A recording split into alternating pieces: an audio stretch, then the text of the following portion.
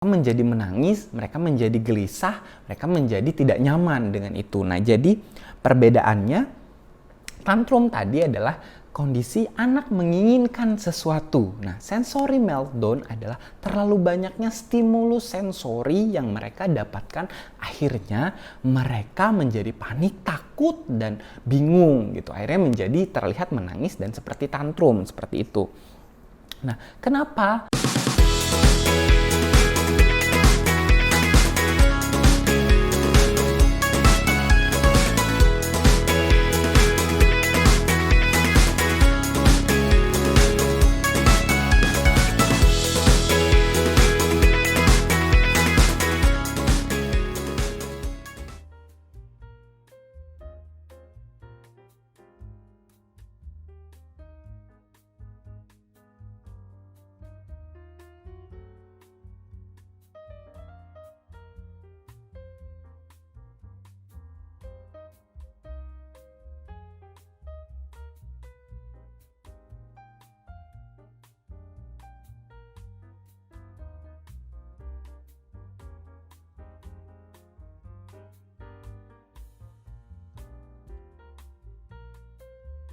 Assalamualaikum warahmatullahi wabarakatuh. Salam sejahtera untuk kita semua. Perkenalkan, saya Tarmiji Taher. Saya adalah seorang okupasi terapi di Kota Palangkaraya. Di video kali ini kita mau sama-sama membahas apa sih perbedaan antara tantrum dan sensory meltdown. Jadi ini sesuatu hal yang berbeda tapi sekilas mirip. Nah, terkadang kita berpikir bahwa anak kita tantrum, selalu marah-marah seperti itu. Padahal bisa jadi ada permasalahan pada sensori mereka yang mengakibatkan mereka cemas, mereka menangis, mereka bingung seperti itu. Nah, di video kali ini kita mau coba jelaskan secara sederhana dan secara singkat penjelasan perbedaan antara tantrum dan sensory meltdown. Sebelum kita ke videonya, saya ucapkan terima kasih banyak kepada seluruh orang tua yang sudah selalu mensupport channel YouTube ini dan selalu memberikan semangatnya untuk orang-orang yang berperilaku positif atau melakukan dampak positif terhadap lingkungan sekitar. Langsung saja kita mulai videonya. Oke, nah tantrum dan sensory meltdown. Saya sambil lihat catatan ya. Nah, tantrum dan sensory meltdown seringkali muncul dari kebiasaan anak kita. Nah, terkadang kita bingung nih, ini tantrum atau sensory meltdown? Kenapa sih mereka perilakunya menangis, mereka cenderung langsung berteriak-teriak atau mengamuk seperti itu? Nah, terkadang kita orang tua menganggap bahwa oh ini tantrum seperti itu.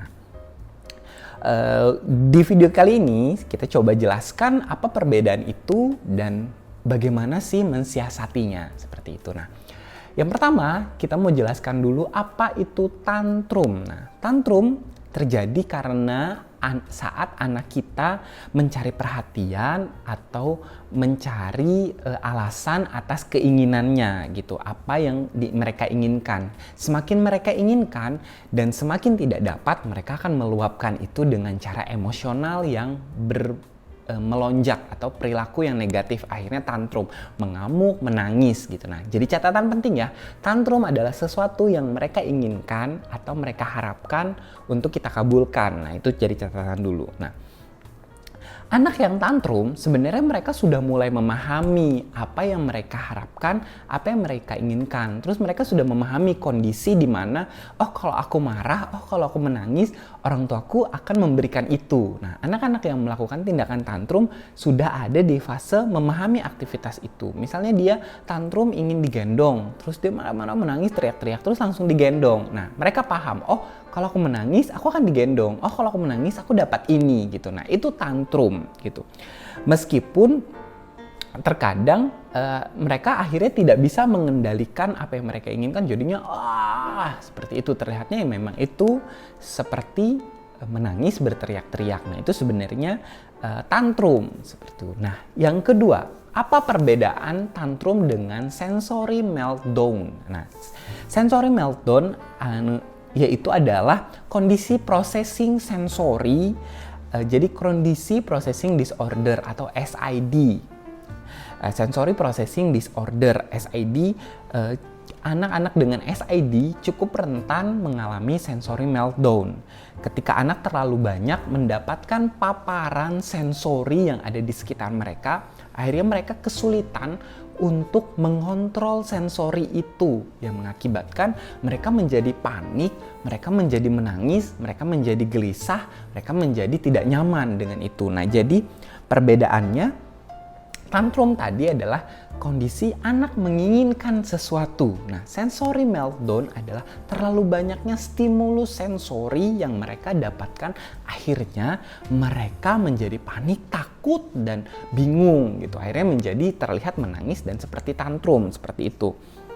Nah, kenapa sensory meltdown muncul? Nah, terkadang anak-anak yang mengalami permasalahan processing sensory disorder tadi, SID, mereka kesulitan untuk memproses sensori yang ada di sekitar mereka.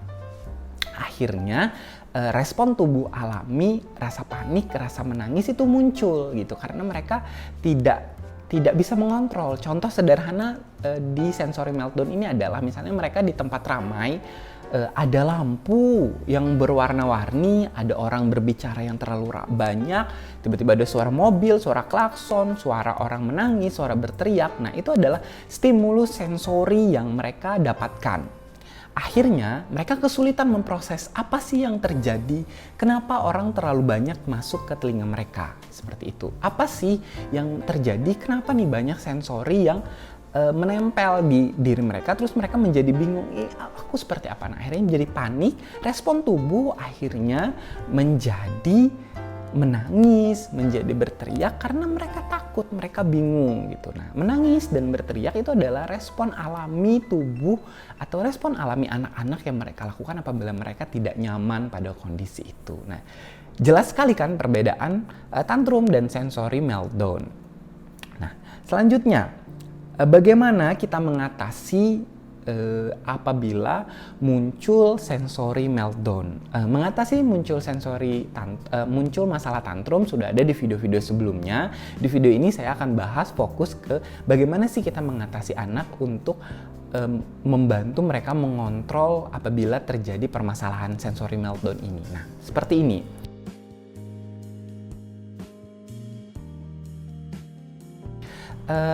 Di kehidupan nyata banyak sekali stimulus sensori yang tidak bisa kita batasi untuk anak kita. Jadi caranya adalah kita harus memberikan banyak sekali paparan stimulus tentang sensori kepada anak kita, agar mereka bisa meregulasi itu dengan baik karena mereka sudah terbiasa mendapatkan paparan itu.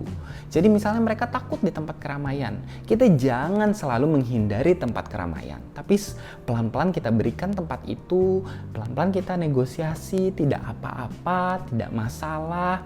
Misalnya mereka takut lampu yang berkelap-kelip, lampu yang berwarna-warni. Nah, tugas kita sebagai orang dewasa adalah bagaimana menstimulus mereka atau di rumah kita arahkan baik-baik, kita bantu mereka, oh ini tidak apa-apa lampunya berwarna-warni. Nah, dari sini anak-anak belajar bagaimana meregulasi stimulus-stimulus sensori yang masuk ke tubuh mereka, yang mereka dapatkan dari lingkungan.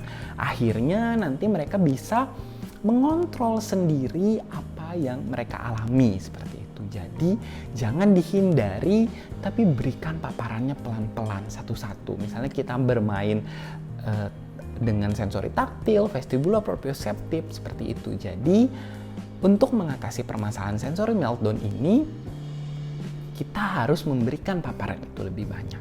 Jadi orang tua mulai ngeh nih, anak kita tantrum atau mengalami sensory meltdown. Nah, jadi kalau misalnya ada masalah sensorinya kita stimulus, sensorinya kita berikan, seperti itu. Mungkin ini saja videonya, mohon maaf kalau ada salah-salah kata dan perbuatan. Kalau misalnya saya ada sedikit kesalahan atau saya salah menyampaikan informasi, saya mohon maaf, saya manusia yang punya salah. Dan tujuan dari video ini adalah bagaimana kita bisa memahami permasalahan-permasalahan yang anak kita hadapi. Kalau ada diskusi atau pertanyaan, boleh di kolom komentar di bawah.